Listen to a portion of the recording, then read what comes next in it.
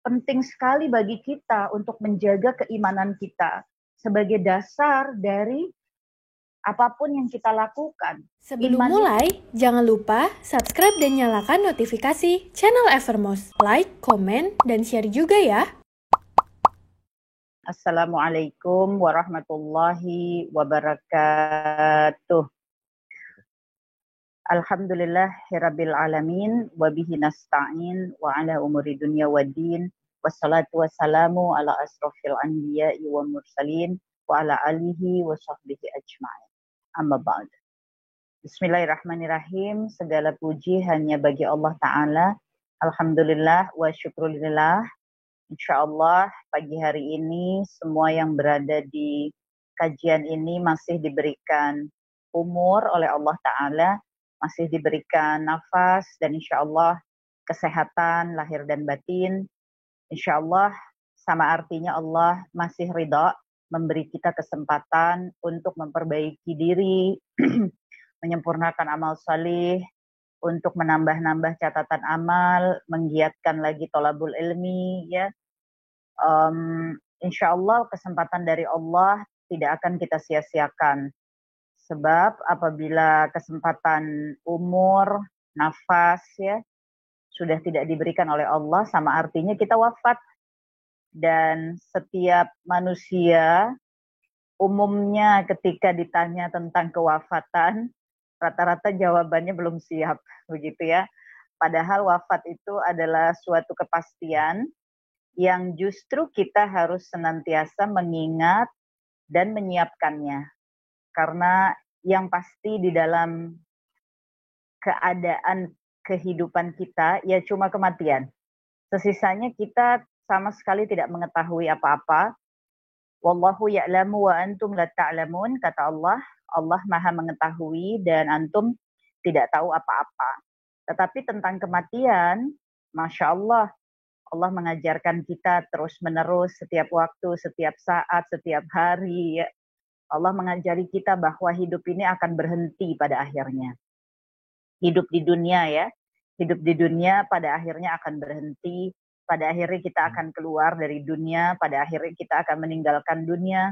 Pada akhirnya kita akan pergi dari dunia. Pada akhirnya seluruh apapun yang kita kejar, kita ikhtiarkan, kita targetkan, seluruhnya itu jika dia berbentuk material, maka seluruhnya hanya akan kita tinggalkan. Oleh karenanya kita yang mesti menggali terus ilmu. Jadi apa yang kita mesti kejar ya ketika di dunia ini? Sebab ternyata segala yang sifatnya material, segala yang sifatnya bersinggungan langsung dengan jasad, justru itulah yang akan kita tinggalkan, betapapun kita bergiat-giat di dalam mencarinya. Rumah akan kita tinggalkan, mobil kita tinggalkan, uang kita tinggalkan, pakaian-pakaian kita tinggalkan, saham kita tinggalkan, seluruhnya kita tinggalkan. Tidak ada yang bisa dibawa. Oleh karenanya, thalabul ilmi menjadi penting agar kita senantiasa berada di dalam jalur atau lajur atau track, ya, yang memang insya Allah menyelamatkan kita di dunia dan di akhirat. Ketika kita berada di dunia, kita terus berada di dalam penjagaan ilmu tentang apa sesungguhnya fungsi kita di dunia, apa sesungguhnya yang kita mesti persiapkan ketika kita di dunia. Karena ternyata sekali lagi, seluruhnya tentang dunia akan kita tinggalkan. Bahkan jasad kita tinggalkan, karena jasad ini bersinggungan langsung dengan dunia. Ketika kita di dunia, kita mencicipi segala sesuatu, merasakan, melihat, mendengar, semuanya melalui perantaraan jasad.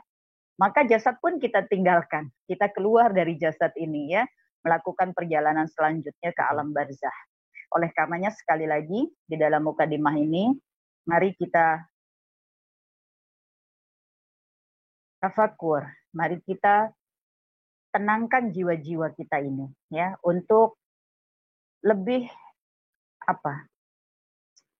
lebih dalam lagi melihat tentang siapa diri kita sesungguhnya dan apa yang kita mesti kerjakan ketika di dunia, serta akan kemana kita setelah dunia. Mudah-mudahan dunia kita menjadi sarana yang menyelamatkan kita dalam seluruh perjalanan kita selanjutnya.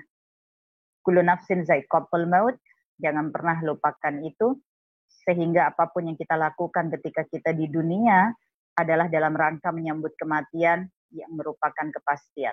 La haula wa la quwata illa billah.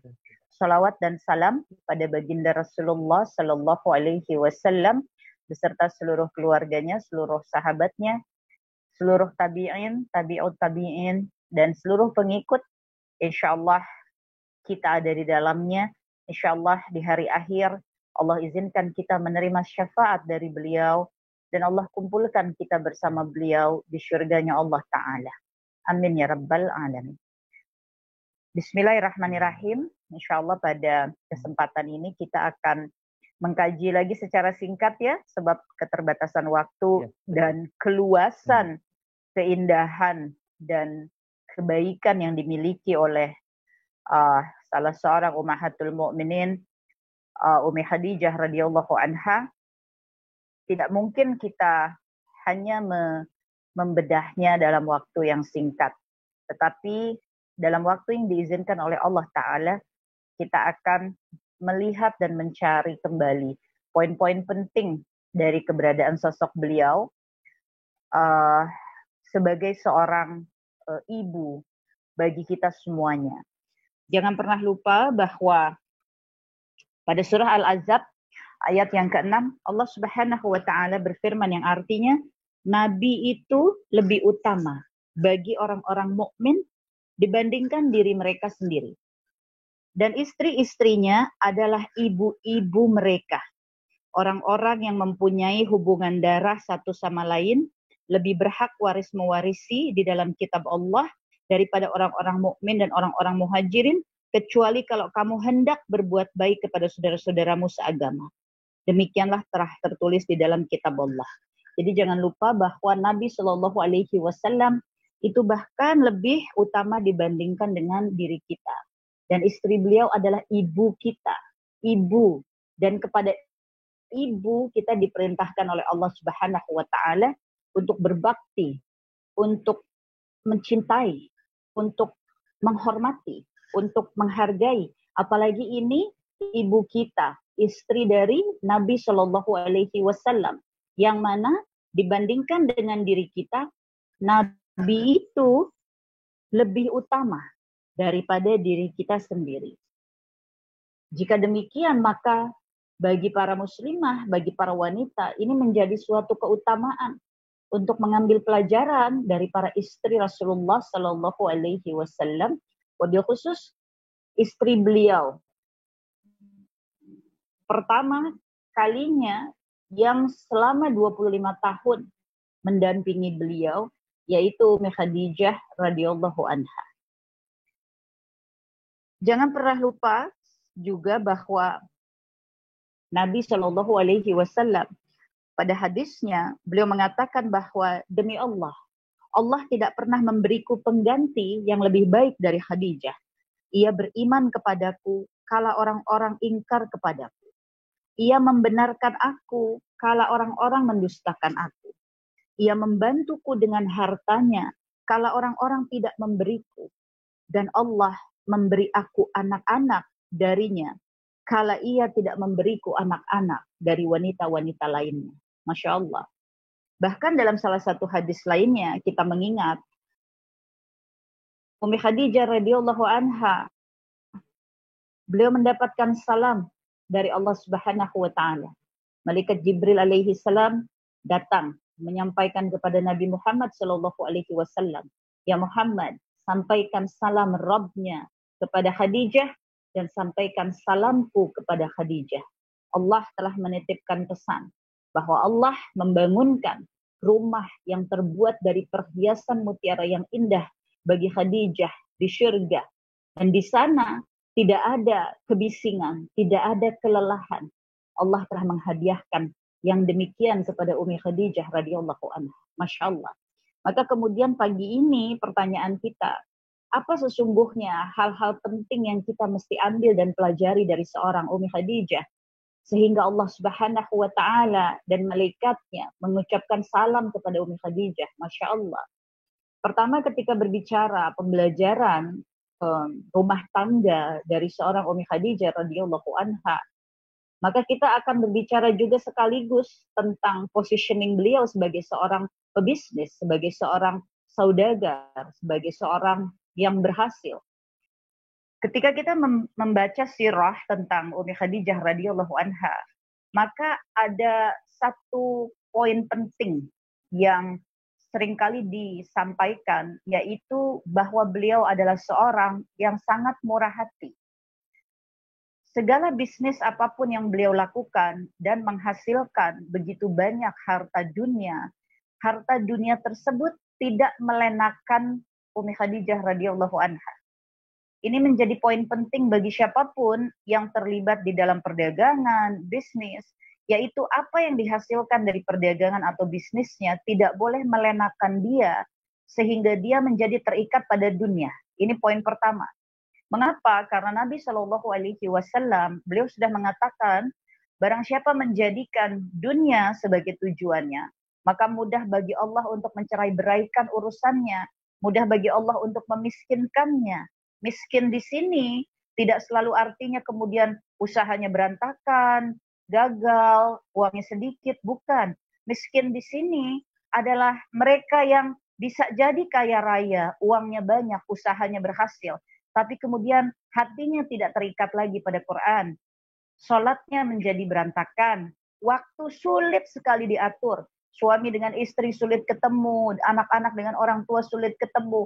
Mengapa? Karena tujuannya dunia. Barang siapa menjadikan dunia sebagai tujuan, maka mudah bagi Allah mencerai-beraikan urusannya, mudah bagi Allah memiskinkannya, dan dia tidak akan mendapatkan apapun kecuali apa yang Allah tentukan untuknya.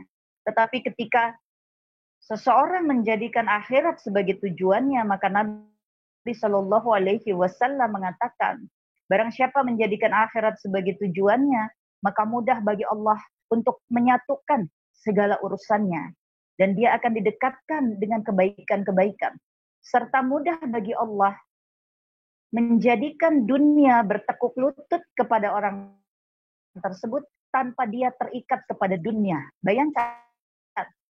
Maka tujuan PR kita, tugas kita atau PR kita ketika kita berada di dunia adalah terus-menerus berada dalam keadaan terjaga, sadar, aware ya. Dalam keadaan aware bahwa tujuan kita adalah akhirat. Oleh sebab itu siapapun yang berbisnis, melakukan muamalah ya, hubungan antar manusia dalam jual beli, perdagangan dan seterusnya, dia harus berada dalam kesadaran penuh bahwa ia melakukannya sebagai ibadah kepada Allah. Ia mengharapkan Allah ridha kepadanya lewat perdagangannya. Sama seperti kita mengharap Allah ridha kepada kita ketika kita membaca Quran, ketika kita berdoa, ketika kita salat, ketika kita saum. Sebab kita dengan sepenuhnya sadar bahwa itu adalah ibadah. Sesungguhnya berdagang atau dalam koridor payung muamalah itu juga ibadah. Sehingga yang kita harapkan juga ridhonya Allah. Ya. Seperti ketika salat, maka dia harus dimulai dengan wudhu, dan wudhu ada tata aturannya. Lalu ketika kita salat, ada tata tertibnya, maka begitu pula berdagang. Dia adalah suatu ibadah yang di dalamnya terdapat syarat sahnya, terdapat tata tertibnya, terdapat aturannya. Bagaimana Allah menjadikan tata aturan tersebut, maka itulah yang kita mesti tunaikan. Sebab berdagang sekali lagi adalah ibadah kepada Allah Subhanahu wa Ta'ala.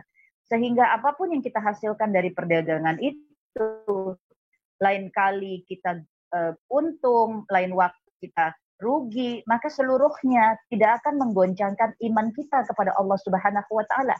Karena memang tujuan utama kita bukan materi, tetapi ridha Allah. Materi itu akan datang sesuai bagaimana Allah ridha kepada kita.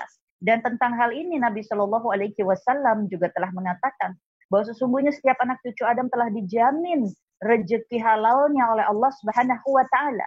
Dan Allah sekadar mendatangkan ujian dengan menahan sesaat rezeki halal tersebut untuk melihat sebagaimana sabarnya anak cucu Adam. Apabila dia sabar di dalam menahan dirinya ketika rezeki halalnya tertahan, maka Allah akan menambahkan. Tetapi jika dia hilang sabarnya, lalu dia mengikut kepada jalan yang tidak halal, maka rezeki halal yang sudah ditetapkan oleh Allah baginya, itu sebagaimana dia bergerak dalam yang tidak halal, sebegitu pula rezeki halalnya akan Allah habiskan. Bisa jadi hilang sudah apa yang ditentukan oleh Allah sebagai rezeki halal kita, sebab kita tidak kuat menanggung cobaan ketika rezeki halal itu sedang ditahan, sehingga kemudian kita mengikut atau terlarut kepada yang haram. Na'udzubillah min dzalik. Maka kita melihat pada diri Ummi Khadijah radhiyallahu anha, beliau melakukan ikhtiar berdagangnya, beliau melakukan usahanya itu dengan suatu kekhasan pada dirinya, yaitu apa yang beliau dapatkan beliau kembalikan kepada umat. Ya, Nabi Muhammad SAW menerima risalah Al-Quran setelah menjalani 15 tahun pernikahan. Maka dalam masa tersebut, Ummi Khadijah radhiyallahu anha beserta keluarganya pada saat itu menganut agama tauhid yang dibawa oleh Nabi Isa alaihi salam. Sebab kita tahu bahwa seorang sepupu beliau yaitu Warakah bin Naufal, seorang ahli kitab yang betul-betul mempelajari keaslian kitab Injil yang menyeru kepada ketauhidan, sehingga Ummi Khadijah juga keluarganya ya pada salah satu riwayat dikatakan menolak untuk mengikut kepada masyarakat Makkah yang menyembah berhala, yang menyimpan patung-patung di Ka'bah ya, tidak mengikut kepada hal-hal yang seperti itu. Maka poin berikutnya, penting sekali bagi kita untuk menjaga keimanan kita sebagai dasar dari apapun yang kita lakukan. Iman itu menjadi dasar dari muamalah kita. Iman itu menjadi dasar dari bisnis kita. Iman itu menjadi dasar dari jual beli kita. Kita harus lebih dulu jelas memposisikan iman kita. Ada di mana? Karena dia akan menjadi dasar dari seluruh langkah-langkah kita. Maka artinya mungkin menjadi terbalik. Mungkin poin pertama yang kita pelajari dari Ummi Khadijah radhiyallahu anha adalah bagaimana sebagai seorang perempuan di tengah masyarakat yang sebegitu sudah tersesatnya dari kondisi ketauhidan, di tengah masyarakat yang pada saat itu kita sebut sebagai jahiliyah. Apa itu jahiliyah? Jahiliyah jauh dari nilai-nilai ketauhidan, jauh dari nilai-nilai syariat, ya, jauh dari nilai-nilai penghambaan kepada Allah Subhanahu wa taala ya. Tetapi beliau bertahan, mempertahankan keadaan keimanan dan keyakinannya, dan ini tidak mudah. Ini sama sekali tidak mudah. Mungkin teman-teman atau jamaah juga merasakan, Teteh seringkali menerima pertanyaan, Teh, bagaimana ya kita pengen hijrah tapi keluarga nggak mendukung? Teh, bagaimana ya kita kepingin hijrah, belajar Islam lebih dalam, kepingin hidup lebih mengikut kepada syariat tapi pasangan nggak mendukung?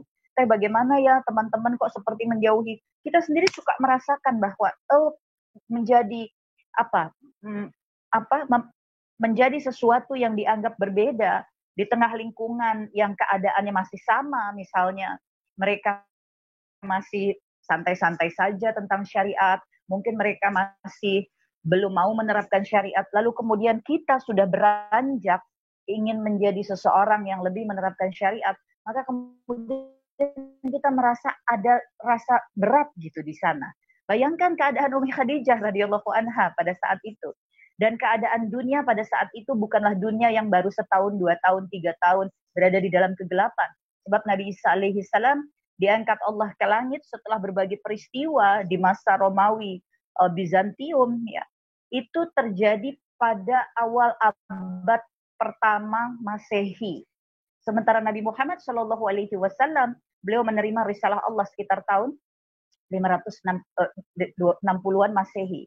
Bayangkan begitu panjangnya masa dunia pada saat itu berada di dalam kegelapan sebab Allah belum menurunkan lagi risalahnya, belum menunjuk lagi Nabi dan Rasulnya. Masya Allah, la haula wa la quwata illa billah.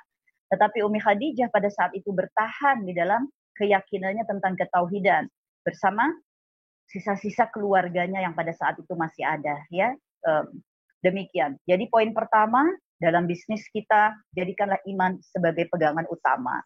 Dan yang kedua, apapun yang kita hasilkan dari bisnis kita yang berupa materi, janganlah dijadikan sebagai suatu target, suatu tujuan, suatu sandaran, yang mana dia akan bisa menjadikan kita terikat kepada dunia.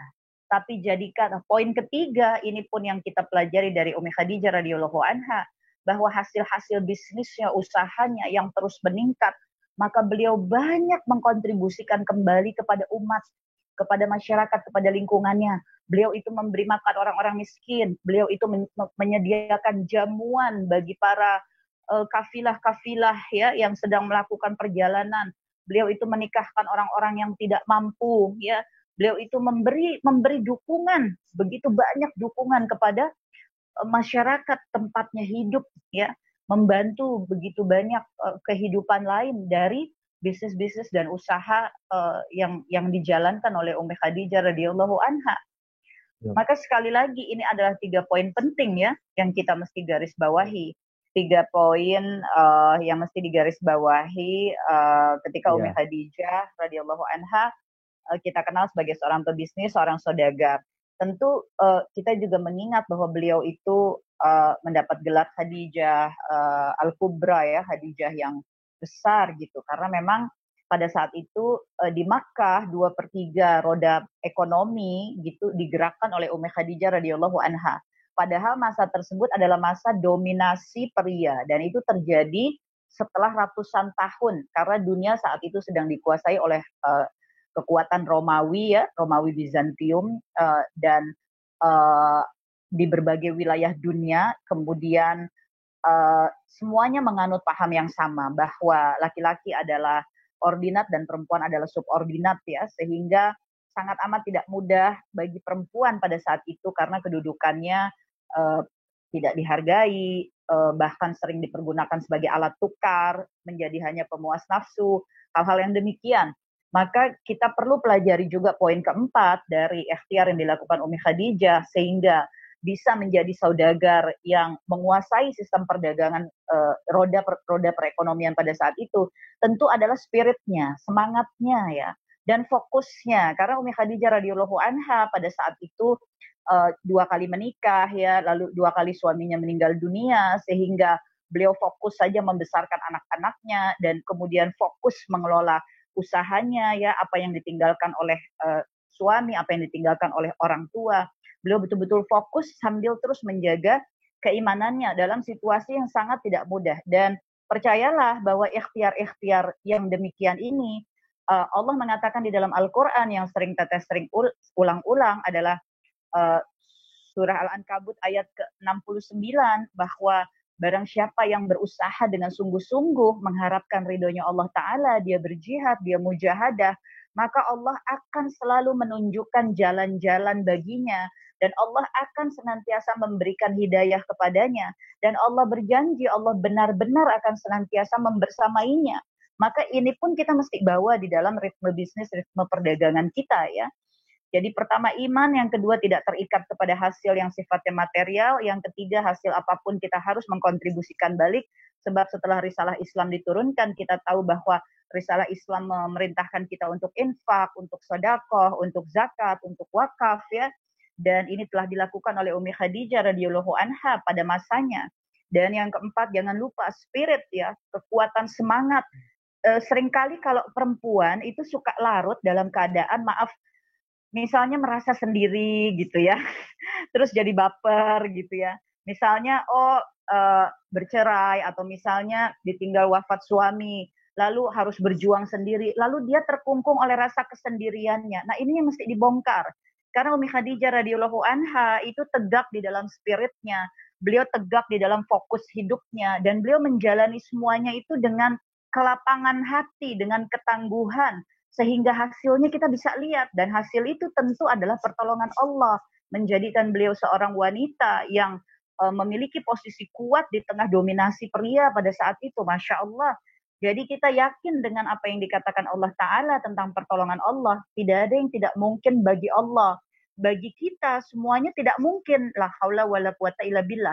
Tidak ada daya, kekuatan kecuali dengan pertolongan Allah. Maka artinya tanpa pertolongan Allah segalanya bagi kita ini tidak mungkin. Oleh sebab itu kita mesti mengejar terus pertolongan Allah. Dengan demikian maka kita mesti terus menjadi hamba, menjadi ciptaan Allah yang menghamba kepada Allah Ta'ala. Dengan demikian pertolongan Allah datang kepada kita dan insya Allah kita selamat di dalam segala apa yang kita lakukan. Poin yang kedua dalam tema kita pagi hari ini sebelum masuk pada sesi tanya jawab adalah belajar dari Umi Khadijah di dalam rumah tangga. Kenapa poin pertama tadi Teteh sampaikan terlebih dahulu? Karena ketika Umi Khadijah radhiyallahu anha menikah dengan Nabi Shallallahu alaihi wasallam, kita tahu bahwa Umi Khadijah sudah menempati posisi yang sedemikian tingginya di tengah masyarakat Makkah pada saat itu, ya. Umi Khadijah menjadi seorang saudagar yang kaya raya begitu ya. Dan ini sangat mungkin terjadi dalam kehidupan era kita saat ini. Kita menikah dengan seseorang yang mungkin usianya jauh lebih muda. Dengan demikian kita menganggap bahwa pengalamannya jauh lebih sedikit gitu ya. Dan sangat mungkin karena usianya yang muda dan pengalamannya yang masih lebih sedikit itu, maka kemampuan finansial, material ya mungkin masih di bawah kita. Hal-hal seperti ini sangat mungkin terjadi. Tapi mari kita lihat, mari kita pelajari bahwa seorang Umi Khadijah radhiyallahu anha ketika beliau telah dijadikan Allah sebagai seorang istri, maka beliau menjalankan fungsinya sebagai istri. Istri itu menghormati suami, istri itu patuh taat kepada suami, istri itu melayani suami, istri itu berusaha terus membahagiakan suami. Kenapa sih Teh kok istri melulu yang disuruh begitu? Karena hari ini kita bicara tentang muslimah, Umi Khadijah radhiyallahu anha. Hari lain ketika kita bicara tentang laki-laki, maka Nabi Shallallahu alaihi wasallam sebagai seorang suami, dia memuliakan istri. Dia menjadi pengayom, dia menjadi pelindung. Beliau menjadi pengayom, menjadi pelindung, menjadi pendidik. Beliau menafkahi, beliau mendampingi, beliau memuliakan istri ya. Maka ini sebuah kesalingan yang harus dilakukan yang kita pelajari dari rumah tangga Umi Khadijah radhiyallahu anha dan Nabi Shallallahu alaihi wasallam. Terakhir, karena waktu yang singkat, kita juga mengetahui sebuah kisah yang Masya Allah begitu indahnya.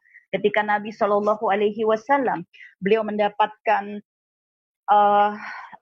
tahun di mana beliau mendapatkan risalah dari Allah Subhanahu wa taala, yaitu Nabi Shallallahu alaihi wasallam didatangi oleh malaikat Jibril ketika beliau berada di Gua Hira. Dan tentang Gua Hira ini sendiri, bagaimana Umi Khadijah dengan hati yang lapang seringkali melepas suaminya untuk berangkat uzlah.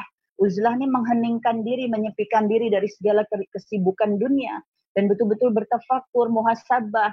Ditinggalnya Umi Khadijah pergi ke Gua Hira. Tapi Umi Khadijah ikhlas, lapang. Bahkan mendukung, mensupport, bahkan dengan susah payah.